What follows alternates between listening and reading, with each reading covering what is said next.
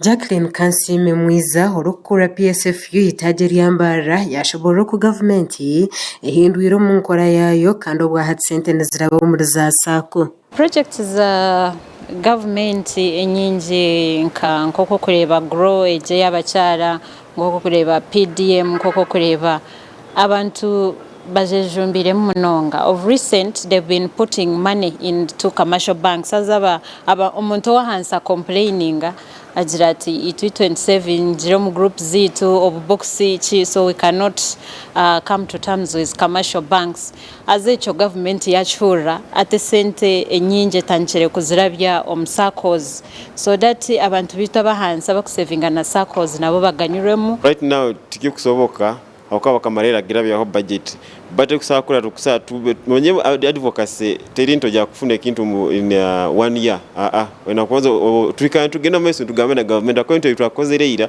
bakabikore mito bakabikozere betu mbagera meso nokora ndiyo kwa tugihaire 82% aze tukontugiha 100% bayitu tujya ko tubagambire ebigenda mu maiso bwire bunu kiri too late akoto wetu kagukora before. Jackie yayongera yashobora ku PSFU ine program erukereza abantu sente ahamagoba make emiringo yibakubasa kuteka emishoboro yabo aha Omutindo kandi no kuguza mahanga gaheru. Abantu bine interest in export. First of all, we are bringing out as PSFU our whole projects that are targeting people into manufacturing and export our whole sentenche on a lowest rate that people can engage into.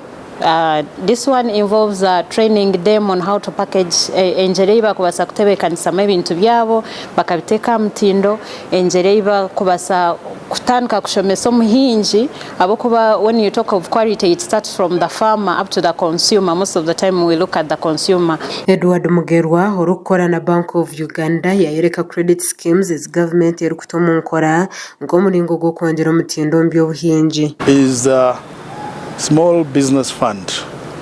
Small Business Fund is a fund that was born out of COVID. As you recall, many small businesses suffered as a result of the COVID pandemic. They were struggling and they went through that when most of them are limping. So government came up with this idea that, look, how can we help our small business owners, and so the fund was born.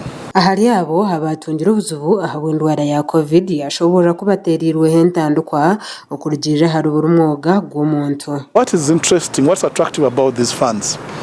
For instance, the SCF comes at a rate of 15%, at a rate of 12% per annum for the borrower. But also within the agricultural credit facility, we have a sub-facility focusing on grain trade. If you are borrowing for grain trade, you borrow at a rate of 15%. So the interest aspect is attractive, but also the period that within which you have to pay to repay the loan. If you are borrowing purely for agriculture, you have up to 8 years. Bamwe hombaye tabo mu mushomogo bahaye bitekateko byabo ahambarira yashamirwe hamwe no koreka ebyakubire n'ubukorwa kabahiguru nkabaye mumpi nibe hasente nyingi munonga hato muntu wo muyirwaro omwana wo muyisomero yo mu UPE wareba bana bareba amasomero ezimbe nibyenda kugwa atoshanga bo batabenefitingiremo. So tukabe tugira ngo ejo pateje mpango nabo babacendereza ko ari nawe natunga motoka ya miliyoni 5 atunga ya bibi.